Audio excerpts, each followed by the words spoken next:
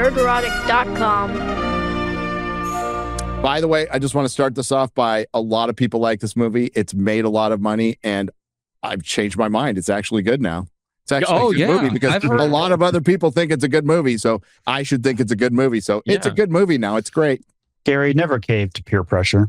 Well, yeah, I mean, so when it came to its opening, despite whatever Twitter wants to insinuate or some people who want to frame it a certain way, look, there's a lot of political commentators or like clickbait artists who just do the algorithm on Twitter who tried to act like this was going to be like Snow White or like, you know, the Marvels or whatever. I can't speak for everybody, I guess, but I think for the most part, we said, well, look, there's a lot of problems with what they've shown us so far, but I don't think there's any way this thing's a flop. I mean, I expected somewhere in the 850, 950 million range, which if it had ended there, and who knows what can happen, Spider-Man could come out and crush it. But I do think this is on a trajectory to over $1 billion. Yes. That certainly would have been viewed as a disappointment, even if it wasn't a like total outright flop or anything. But with the holds it's having during the weekday, not just here, but internationally, and you can talk about IMAX, you know, less people going for more tickets. Yeah, that's true. But we're still talking about like the money coming in and all that's fair for context.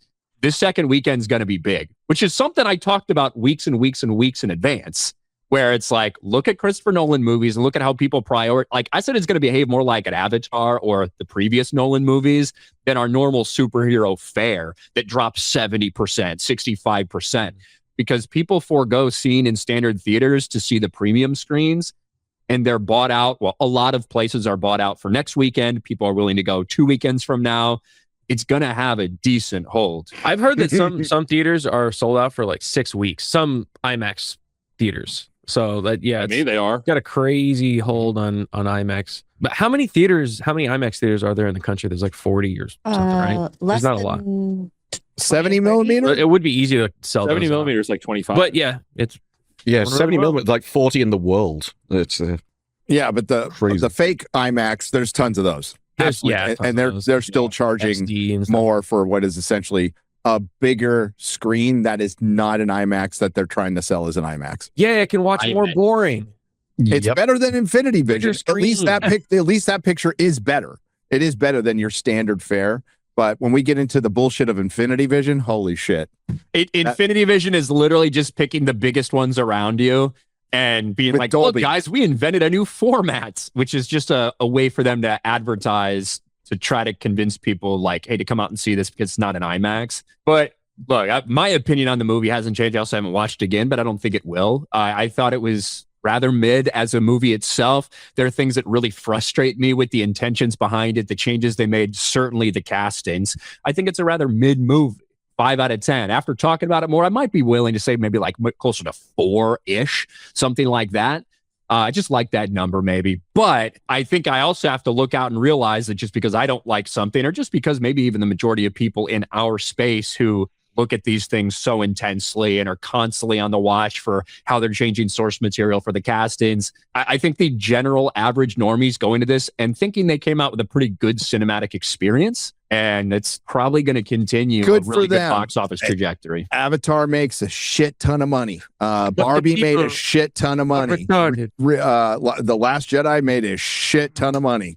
The live Captain action Marvel. first version of the Toy Story 5 Alice is in making a lot of money. Yeah. Oh, dude, the first Alice in Wonderland. Holy shit. That made $1 billion. That means it's a good movie. The fact of the matter is, there was a narrative built by certain content creators, and now that, not by us, by the way, and now that that narrative was built by them, they're calling it an L for us when we have never said ever that we have any influence over any, like, no, we don't take credit for Supergirl, for The Acolyte, for the Marvels, for Ironheart, for everything that's Mandalorian and Grogu, like everything that's taken a shit. It's because they weren't good movies and people didn't like them. That's it. They weren't appealing to the public in any way. It's because they're living in this delusional like space.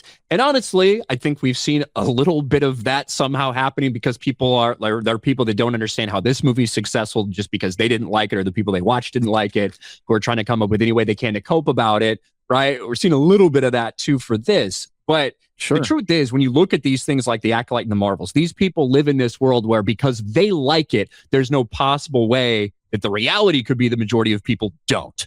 So they fucking invent every reason. Oh, it's actually performing well. The ratings are actually good. And then when they can't do that anymore, it's, well, these YouTubers, they started a hate campaign against it. They're the reason this happened. We either get told when something succeeds, they say, you guys have no influence. And we're like, no, we're not trying to brainwash people. We're just telling you our opinions. And sometimes a lot of people agree with those opinions. And then when something fails, they're like, look at these YouTubers who they manufactured a hate campaign and they're the reason why this flopped and failed. Those things can't both be true, yet they're the ones that are always trying to argue. If I had that kind of power, Rings of Power would be canceled. And if Disbrew had that kind of power, there would be a Willow season 2, there'd be a She-Hulk season 2, and an Acolyte season 2. And I want all 3 of those things, by the way. It is weird, though, how this movie is almost like their last stand. Like, the commentary around this, like, civilizationally important, this had to win. We didn't see this with sort of Multiverse of Madness, which made 955 million. It was like, you've been defeated. This is a win for woke. This proves all of your things wrong. I even saw one tweet where it was like, it's so easier for the Chudosphere. They could have just had a win by going, it's actually an amazing movie. It's like, that was Paul Tassi who said that. Yeah. Your entire thing is like, well, you could have just lied. And he's like, I know that's what you do all the time. In the access media. It just showed that for him, it was more about sort of perception rather than what you actually thought individually of the movie. Yeah. As if somehow you can lose because you don't agree with the hordes. Well, I think it's a good thing, though, actually, that this movie is succeeding and they're thinking the way that they're thinking, because they're going to say what we always were saying was the argument, which is, oh, woke does sell, people aren't really tired of this stuff, and they're going to use the Odyssey as an example. So they're going to push the gas on more of those kind of movies and stuff.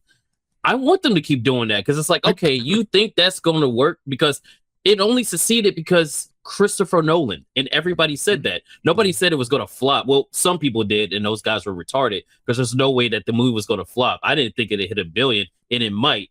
But everybody's like, they're going to use Christopher Nolan's name and his movie as an example as to why they can keep doing it.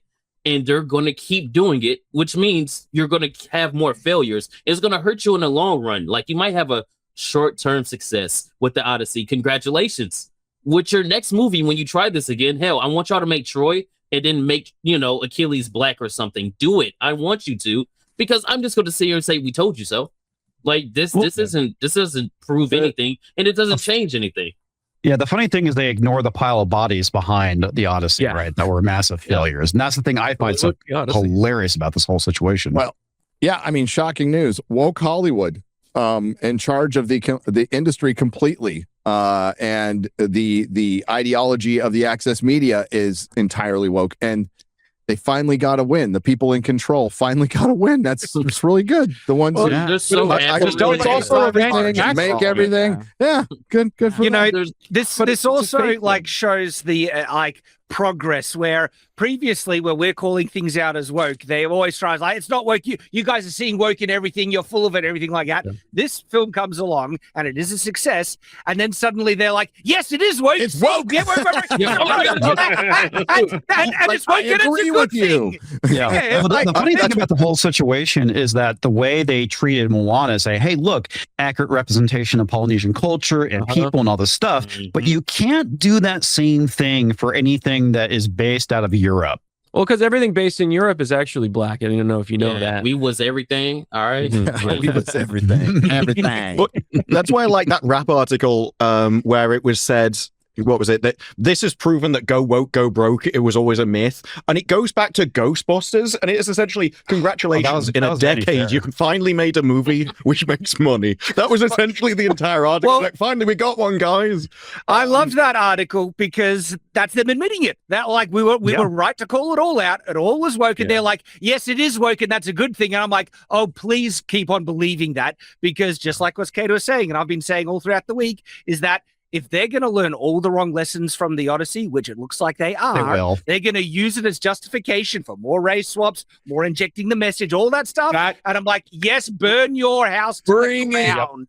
I actually really like what Alan from Film Threat was doing when people kept asking him, well, prove to me how this movie was woke. And he went, no, you like woke. You think that's a good thing. You think it's a moral thing. So why aren't you upset that it isn't woke? Like, you should be demanding that more woke was put into the Odyssey. And they just kept coming back to as if it was sort of, they blue screened as people. They couldn't think of an answer to him. And he just kept like, no, but tell me how it's woke. It's like, I'm not saying it is woke. But as you think it's a good thing, you should be saying this isn't a good enough movie for you because it's not woke enough. I don't know how to feel about this one because this movie was propped up to be $1 billion hit, to be the spectacle for Hollywood is back. They're getting that, and I don't think that's a good thing. Like we could talk about like, oh, give us all the Willows possible, but it's like, I don't think that's a good thing. No, it's not. In the culture at large. For the world, you're absolutely right. It's not good for us as people. I don't like for us. Well, we get to hang out. I think we're it's gonna have a good time. But what about everybody else? It's good to accelerate. You know what I mean? Like, you keep going that way, and you're gonna have more people start to realize that maybe I don't need to watch things coming from this space right here, or maybe I don't need to care about these movies and these TV shows and stuff like that. And it just accelerates their collapse because I don't want to say I'm black pilled, but I'm more like other people where I'm like, I don't give a fuck about you guys anymore because you don't care about me. So I'm black pilled on Hollywood. But think of how many specifically black pill. Think of how many people now, just because we are so uneducated, like not even just in America, just across the world. Think of how many people have seen this and are walking out saying, I totally understand the Odyssey now. I have it. I have a full grasp on it. I understand the whole thing. I don't need to read anything. I don't need the source material. The fact that you have Emily Wilson coming out and saying, you got it wrong. You didn't get all the details right. There's no fantasy. There is no fantasy to this fantasy. So that is actually something that Nolan said himself, is that a movie is like a cultural snapshot that is a foundation for culture in the future to build upon. So that's how he sees his own movies. Yeah, that's why all this stuff is important. I brought up that same point last week too, because my concern is people walking away from this movie saying, okay, so this is what the Odyssey is about, and it's not what the Odyssey is actually about. That's why all of this is important. We've talked about it for years, and they do this, and they make fun of you for caring about the Odyssey in Greek myth. Like that's I had so many arguments this weekend. It's been fantastic. It's been very fun. But it comes down to they don't care and they make fun of you for caring. Yep. Oh, but they care. They ultimately care too. They do.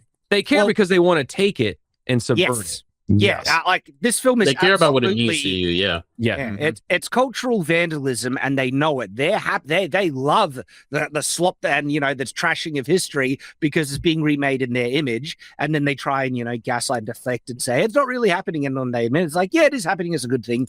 They know what they're doing, but this film is absolutely subversive garbage, right? Made to undermine traditional values, history, all of it. Like, this is actually one of the most sadistic pieces of art ever made.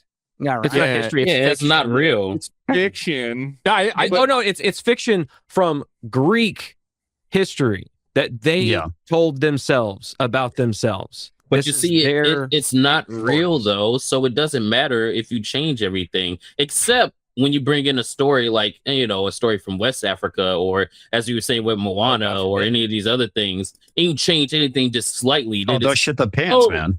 Y'all are racist. You don't care about the representation. But whenever it goes the other way, you want to like put your blinders on.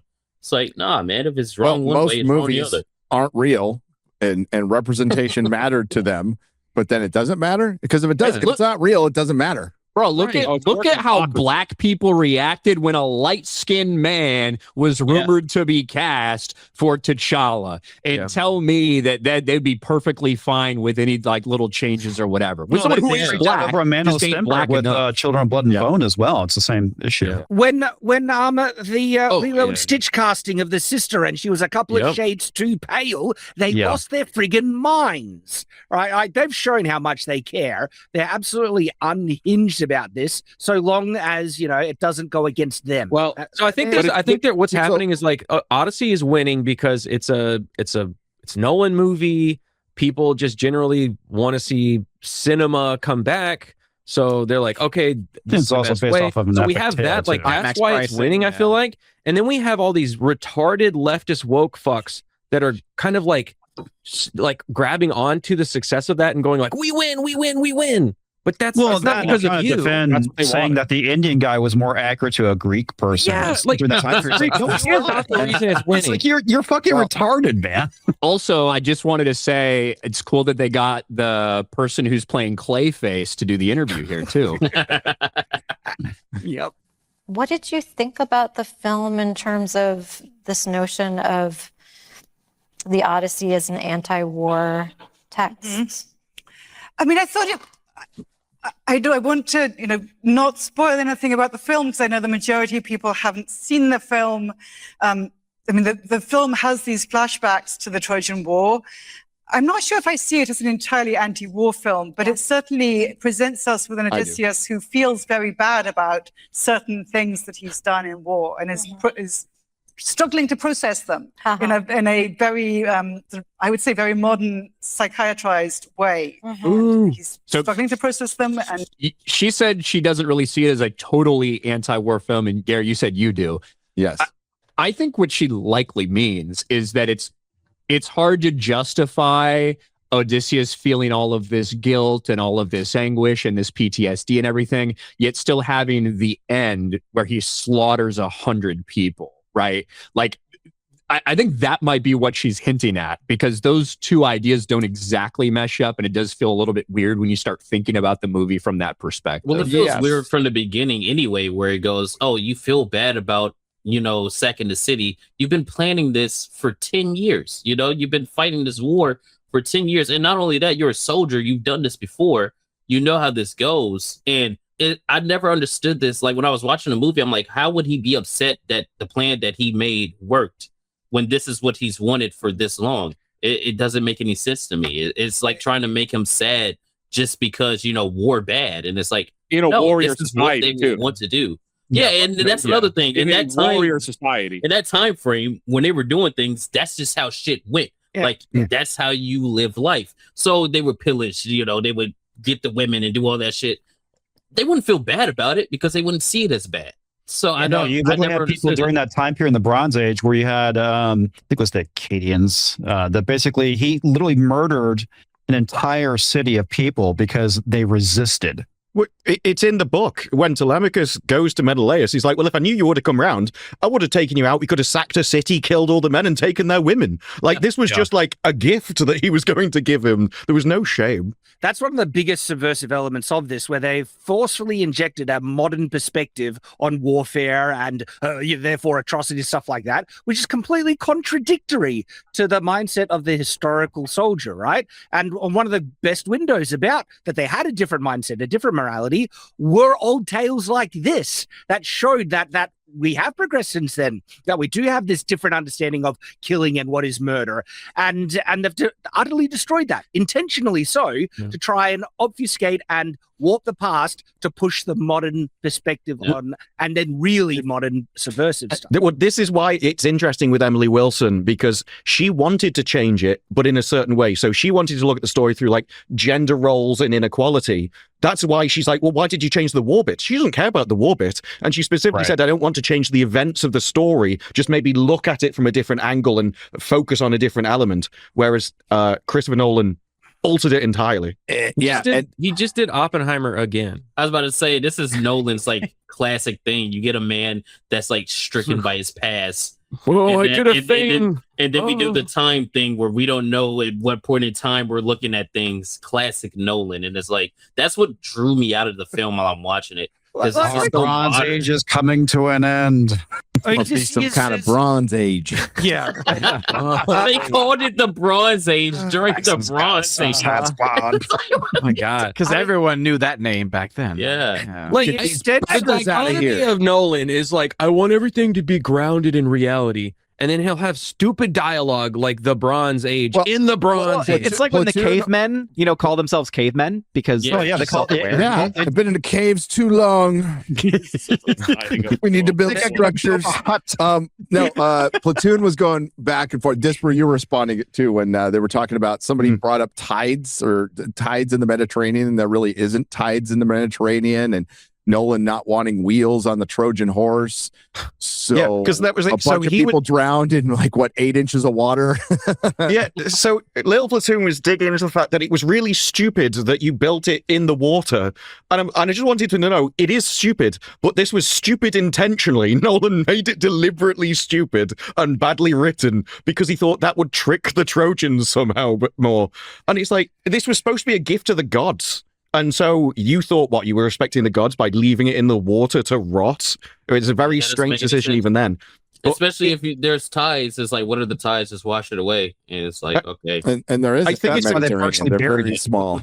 I think it's important to note, just because he put so much thought into little details like that about why would the Trojans take the horse in, and it means that everything else that he did was a deliberate decision. He would have thought about that too, no matter how stupid it seems. Yeah. It was intentional. Well, that's the thing we had to bring up. Emily Wilson's name was invoked a lot by yours truly and many of us here, but ultimately this is Chris Nolan's film, and this proves it. And she's not the only translator who's out there ripping it to shreds right now. Daniel Mendelsohn hated it. Well, he's some good points, some bad points, but his end conclusion was that it disrespected the work. It's because it did. Which it did. Because it does. I mean, it literally inverts Odysseus's entire motivation. He doesn't want to go home. That's the opposite of what the Odyssey was. It's just because he feels guilty. I feel bad, guys. I feel bad we won.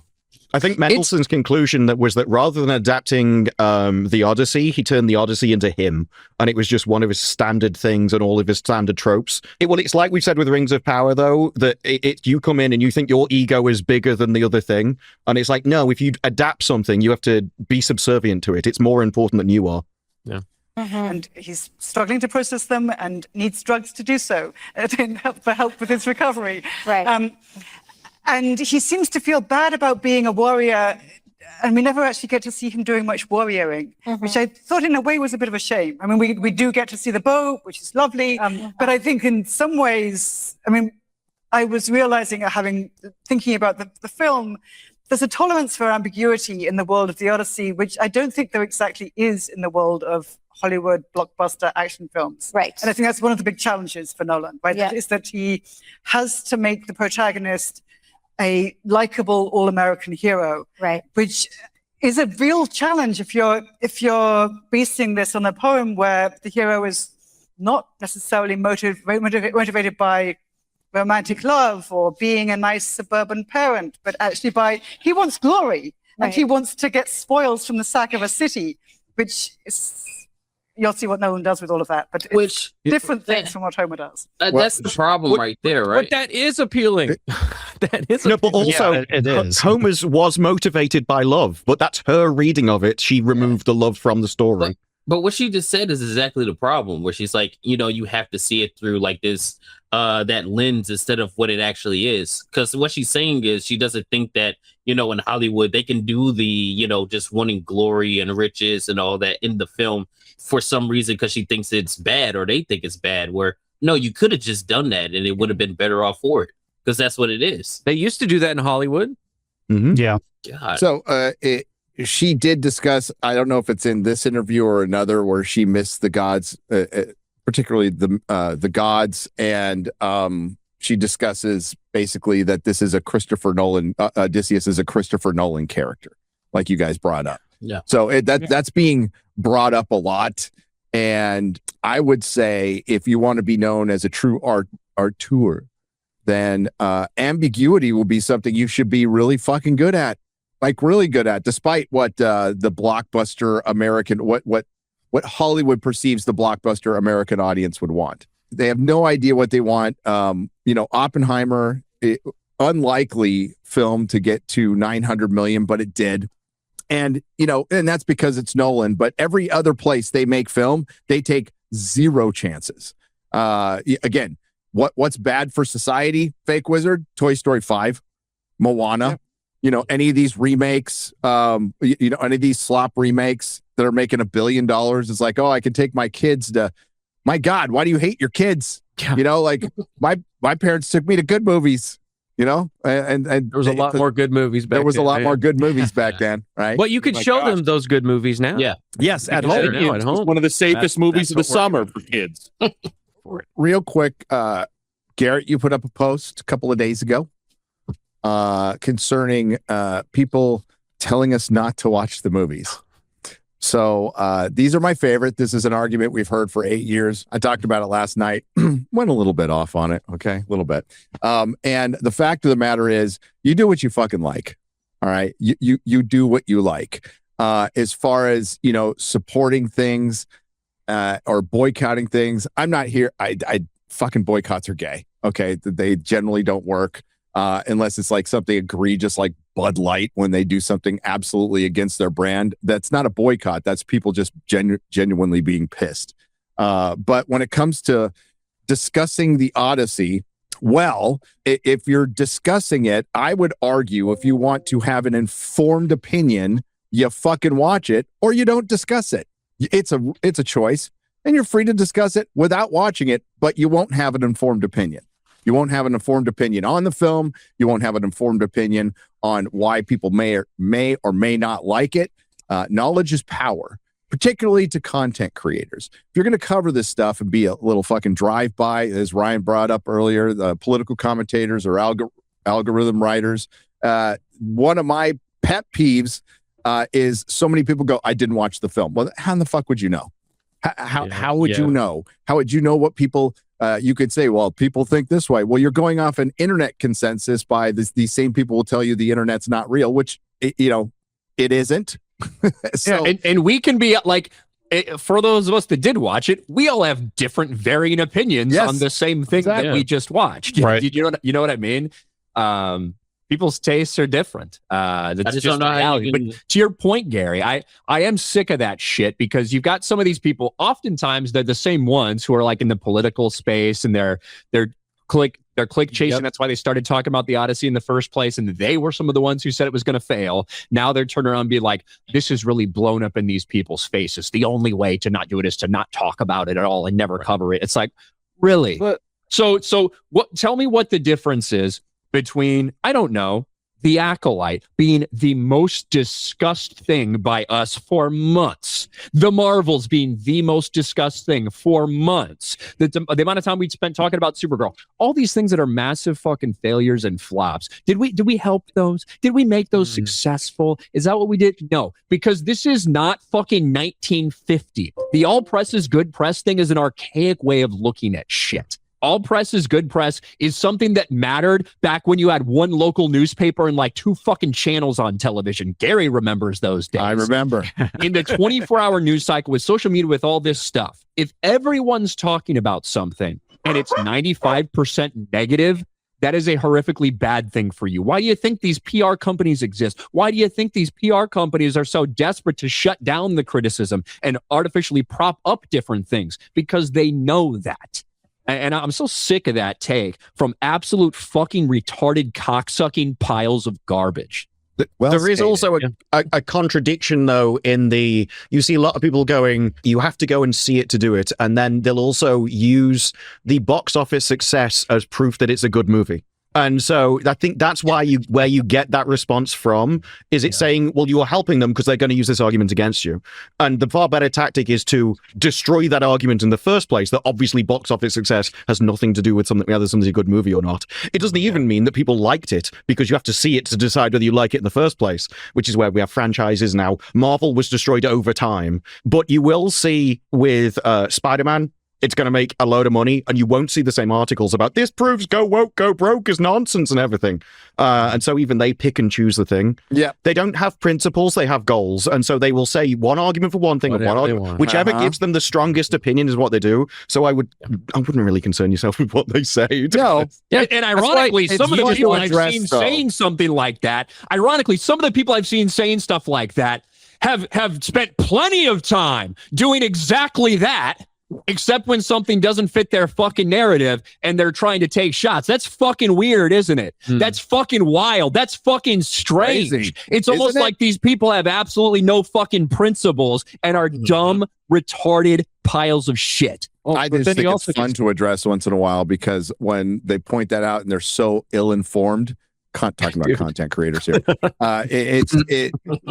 it's just fun to poke that a little bit. It's funny to look at too, because it's like, how do you think that's going to work with like your credibility going down the line? You know what I mean? Whereas like you're talking about a movie, you're talking about like how it's performing and all these other things, and you know nothing about it because you haven't watched it, you haven't listened about it. You're just looking at shit online, and it's like, I can't take you seriously. Like, I would rather listen to somebody that at least watched something or read something or listened to something and they know what they're talking about than somebody who's just parroting shit that you see online. Because then it just makes you go, I don't need to listen to you at all. That's the whole point of sharing your thoughts on something, is if you've watched it. Otherwise, it's meaningless. And how many times have like something come out where it's like, man, I don't think I'm gonna like this, and then you watch it, you're like, you know what, I thought that was pretty good. Like I didn't think I would like Thunderbolts. I kind of like Thunderbolts. I won't say it's a great movie, but I didn't walk out like this is a piece of shit. You know, like I'm like, oh, that was okay. Fantastic Four, I'm like, oh, that was fine. You know, it's not like the worst thing ever. And then if I didn't watch it, I just went, well, I don't like it because Pedro Pascal was in it. How can you take me seriously? I don't even know what I'm talking about. I mean, there's another layer to that too. Play out. Oh, you go. There's another layer to that too. I won't walk out of movies. Although this year, with everything we've been seeing, there's a lot of stuff that it would be really satisfying to just leave and save your hours, right? But no, we have to stay through the whole movie because otherwise we can't give an informed opinion on it. Disclosure Day. I wanted to walk out of Disclosure Day. I wanted to walk out of Supergirl.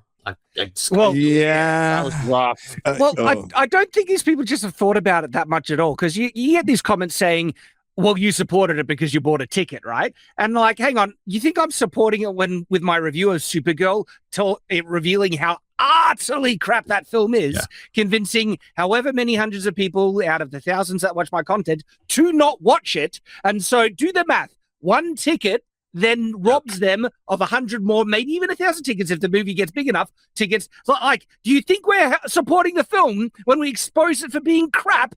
But it's like I can't do the basic math. And they're like, no. And if they really want everyone on our side of, you know, this discussion to not review these films, to not go see them, so therefore they get to control the narrative and gaslight people and convince them that utter asinine crap like Supergirl, and I'm going to throw the Odyssey in there as well because I think it's crap, right, is 10 out of 10 masterpiece. It's like you're just wanting to let them control the entire discussion. You're wanting to give up. That is one of the most retarded takes in the world. There needs to be a counter narrative. That's important. This argument doesn't come from the other side. The other side, they have their arguments or whatever. This is what bothers me is the argument that comes from our side that goes, well, why do you watch it?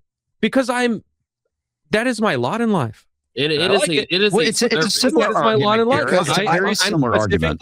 Doing it on purpose. And like you just said, we say our piece. We then let you take that information and make your decision. And if I don't like something and I tell people, hey, I think this is trash because XYZ, they'll take that information and go, well, I'm not going to buy a ticket. Some of us have been doing this all our fucking lives. Okay. Yeah, I've been watching shit and ripping on shit before a YouTube channel. And it would just be me and my friends going to a Denny's and ripping the shit out of the movie or ripping it inside the movie. And it was fun. Yeah. That's how we have fun. It's like I do something because I love it. And that also is a benefit to people because they get that information and they trust me for whatever, and they trust all of us for all of our different opinions. Bruce said it earlier with the Paul Tassi thing. Why don't you just lie? Or why don't you, just stop and go away? Yeah, that's exactly that. They want us silenced, which is why they say if you have nothing nice to say about it, don't say anything. And then you have the other side saying, well, why are you supporting it? It's like, well, we're not. We're reviewing it. We're telling people what our opinion is on this piece of entertainment. And this is the 50th time this gets brought up over and over again. And then, somebody will bring it up like they're the first person who brought it up. And it's you're not. So it's like the whole Rotten Tomatoes thing. Yeah. We have known that Rotten Tomatoes has been different since 2019. And we've been talking about that for 7 years. We know they changed the way they do their verified reviews. Some of us made videos at the time. Yeah, like we know this. And that's why you have to look at these things in a certain light. You know, what used to be, if you got an 89% on the audience score for Rotten Tomatoes, it probably meant that thing's a fucking banger, right? Now that's a little different. An 89% nowadays, based on the way they do it, based on the way they collect the data, that's probably like a mid movie. That's probably like a 50% movie. And we've known that. We've talked about it. We've talked about it here. And I think maybe just because this is just such a big cultural, like so many different people are paying attention to it. You have people who aren't familiar with the entertainment industry who are finding out for the first time. There's been a lot of stuff about the Rotten Tomatoes site. I got issues with that real score as well, because you're removing thousands of scores of people who did see it. Yes, low effort reviews. Did you like it or not? You know, rate it really quickly. But look, when Fandango bought Rotten Tomatoes, it stopped being about a pure test for the audience, because Fandango, shocker, wants people to buy tickets through their app. And they realize that if movies are getting fucking bombed, like validly so, that's maybe not the best way to convince people to go see it. So they have been doing this. They have been curating it like this since 2019. And it's not anything new. And it's something we know about and talk about. That's why you just have to take it with a grain of salt and context when you're talking about these scores. And go to other places, you know. Yep. There's Criticlist out there. There's Metacritic. There's IMDb, but that's still owned by Amazon. And they remove reviews. They did it for The Rings of Power. We caught them so in real time. Fandango and Rotten Tomatoes. So Fandango bought Rotten Tomatoes in 2016. At that point, it was owned by Warner Brothers when that happened. And then I think Comcast also owns a share. Yes. So at one point, Disney may have been involved in something. So you got multiple studios. Yeah. Disney's the one that gets the best benefit from Rotten Tomatoes. They're the ones that have the biggest, the biggest discrepancy for all of these things. But it's because Fandango wants to sell tickets, period. And yes, things get review bombed on both sides because when it's a lot easier, but we discussed it a couple of weeks ago, there are, and this is not a surprise to anybody, it's just they're not being quiet. They're not making a secret of it anymore. There are companies that hire people to upvote, to make videos that look totally viral, and they're hiring these people off Reddit. Right. And they're offering them, you know, they put like $5,000 into it. It's Discord, you know what? From their perspective, makes a lot of sense. It does, because they have a lot riding on this. And sometimes if you get a viral video, then, you know, your $5,000 got paid for big time. Well, it also boosts the algorithm, because the algorithm is suddenly sees thousands of people posting videos about the same topic. Yep. And it's like, oh, this is a viral moment. I'll send it out to even more people. And then suddenly the next thing you know, this movie is everywhere out of nowhere. And it is just all driven by clippers. It's why you see certain streamers pop up over and over again all the time. And like, I've never clicked anything on this person, but it's because the algorithm just forces it on everyone. What was the name of that site? It was like Flood something. Oh, Floodify. Yeah. Floodify. Floodify. Yeah. Floodify. Wow. Floodify. Even the name makes it sound nasty. On the nose. That's all. This game, bro. But to go back to Rotten Tomatoes, I feel like for Rotten Tomatoes, when it matters to me, the number, right? Because when we bring it up every once in a while, Rotten Tomatoes inflates their numbers for shit that they love, right? They want Hollywood. It's a Hollywood side, so it's their field. When we see a movie that is not doing very well in their field, in their fluffed up area, that's when I think the number is important, at least to me, when I go, okay, even in your own wheelhouse, it's not doing very well. So by contrast, I think is going back to those numbers are meaningless. And it's one of the reasons, again, why we don't see why we haven't seen the same protections instituted for streaming things, right? Because Fandango ain't selling shit for streaming. Yep, they're selling tickets, right? Right? Yeah. Like that's why you don't have the same verified stuff yet. Although that might be coming at some point. A little bit of a conflict of interest. Yeah. You want to look at the differences when you remove a bunch of people who actually went and saw the movie, like for that real score. Look at Melania. Right, which that had like a 98% audience score up on Rotten Tomatoes right now. If you use the real score, that drops down to like a 23%. Right, so these things where you're taking away a lot of reviews of people that did see it, regardless of whether it's low effort or not. it can fluctuate a lot of different movies. Yes, it's interesting data, but it really doesn't say much. Yeah, it's like It's like a data interesting point to know. Yeah. But so like Superman, not Superman's James Gunn, not a cultural phenomenon. The Odyssey is. It just is. Nerdrotic.com. Please subscribe.